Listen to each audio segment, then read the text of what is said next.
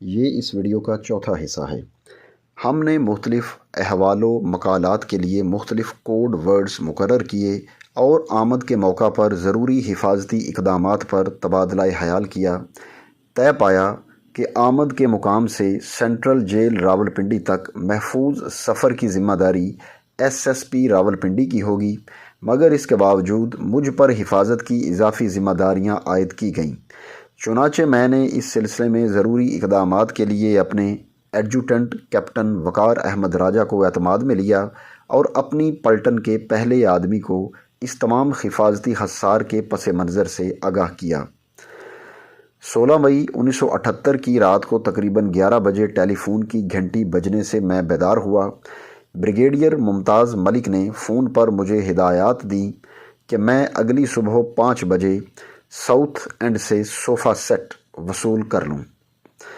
میں نے فوراً کیپٹن وقار کو فون کے ذریعے اطلاع دی کہ وہ صبح سویرے 5 بجے سے مناسب وقت پیشتر اپنی پارٹی کو لے کر صوفہ سیٹ وصول کرنے ساؤتھ اینڈ پہنچ جائیں اور بتائے ہوئے طریقے کے مطابق ہدایات پر عمل کریں۔ انہوں نے آگے اپنے ماتحتوں کو ایسی ہی ہدایات دی ہوں گی اور جیسا کہ فوج کا دستور ہے، وقت سے پہلے مجوزہ اقدامات کے لیے تیاریاں زور و شور سے شروع ہو گئی ہوں گی، مگر تیار ہونے والوں کو اس بات کا قطعاً کوئی علم نہیں تھا کہ یہ سب تیاری کس مقصد کے لیے ہو رہی ہے۔ صبح دمیال ایئر بیس جاتے وقت میں نے راستے میں پولیس کے حفاظتی انتظامات کو بھی چپکے جانچ لیا۔ 5 بجنے سے 15 منٹ پہلے میں نے دمیال ایئر بیس پر پہنچا اور دیکھا کہ وہاں کیپٹن وقار کی پارٹی پوری طرح چوکس اور مستعد ہے۔ سگنل کے ساز و سامان سے مواصلات کے نظام سمیت تمام ضروری حفاظتی انتظامات کر لیے گئے تھے۔ میں نے دور ایک طرف دیکھا کہ ڈائریکٹر جنرل آرمی انٹیلیجنس بھی صبح کی سیر کے لباس میں گھوم رہے ہیں۔ آرمی ہیلی کاپٹر 5:05 پر اترا اور دروازہ کھلنے پر بھٹو صاحب ایک پولیس افسر کی معیت میں ہیلی کاپٹر سے باہر آئے۔ انہوں نے نیلے رنگ کا سوٹ زیبتن کر رکھا تھا اور قدرے کمزوری کے باوجود بہت سمارٹ نظر آ رہے تھے۔ قیدیوں کی ایک بڑی گاڑی ہیلی کاپٹر کے قریب آئی اور بھٹو صاحب کو اس میں سوار ہونے کو کہا گیا۔ یہ دیکھ کر وہ بہت غضبناک ہوئے۔ سپرنٹنڈنٹ پولیس پر وہ یوں گرجے جیسے وہ ابھی تک ملک کے سربراہ ہوں۔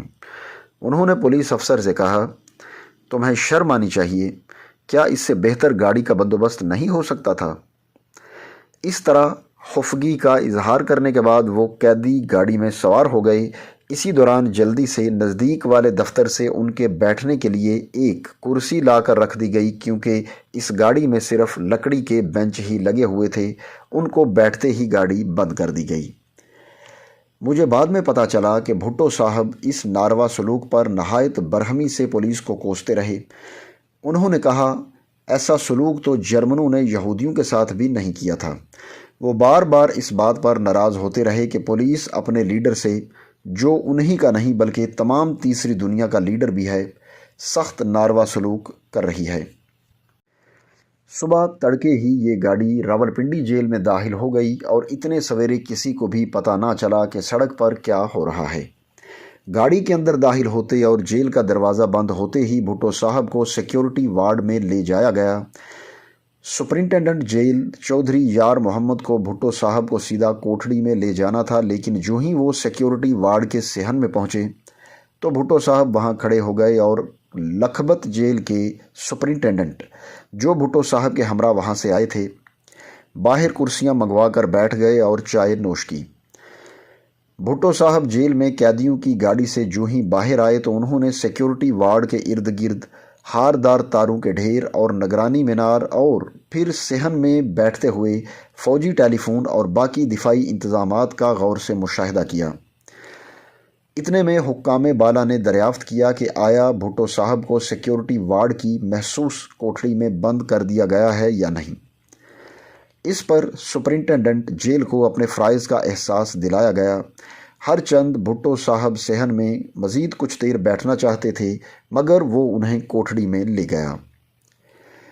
اسی دن یعنی 17 مئی 1978 کو صبح 10 بجے بھٹو صاحب نے سپرنٹنڈنٹ جیل کو اپنی کوٹھڑی میں بلوایا اور ان سے دالان میں رکھے ہوئے فوجی ٹیلی فون، الارم سسٹم کی گھنٹیوں، جیل وارڈن جو ان کی کوٹھڑی پر دالان میں بطور سنتری کھڑا تھا، غسل خانے کے دروازے پر عام کھدر کے کپڑے کے پردے اور بجلی کے سوئچ اپنی کوٹھڑی کی بجائے باہر دالان میں ہونے پر سخت اعتراض کیا اور مطالبہ کیا کہ ان اعتراضات پر فوراً عمل ہونا چاہیے۔ شاید بھٹو صاحب کو فوجی ٹیلی فون اور الارم سسٹم کی گھنٹیوں سے یہ محسوس ہوا ان میں خاص قسم کے آلات رکھے گئے ہوں گے تاکہ ان کے ساتھ کی گئی ہر قسم کی بات چیت سنی جا سکے۔ وہ یہ بھی نہیں چاہتے تھے کہ ان پر کوئی سنتری پہرا دے۔ غسل خانے پر یا تو صحیح دروازہ ہو یا کم از کم چک پر گہرے رنگ کا کپڑا لگا ہو تاکہ پردے کا پورا انتظام ہو سکے۔ وہ چاہتے تھے کہ روشنی اور بجلی کے پنکھے کے سوئچ ان کے سیل کے اندر ہوں تاکہ وہ اپنی مرضی سے انہیں استعمال کر سکیں۔ دوستو، یہ اس سلسلے کی چوتھی ویڈیو تھی۔ اگر ویڈیو اچھی لگے تو لائک کریں، چینل پر نئے ہیں تو سبسکرائب کریں اور گھنٹی کے بٹن کو دبا کر بیل نوٹیفیکیشنز آن کریں تاکہ ہماری تمام ویڈیوز کے نوٹیفیکیشنز آپ کو بر وقت ملتے رہیں۔ اب آپ سے ملاقات ہوگی اپنی اگلی ویڈیو میں، تب تک کے لیے اللہ حافظ۔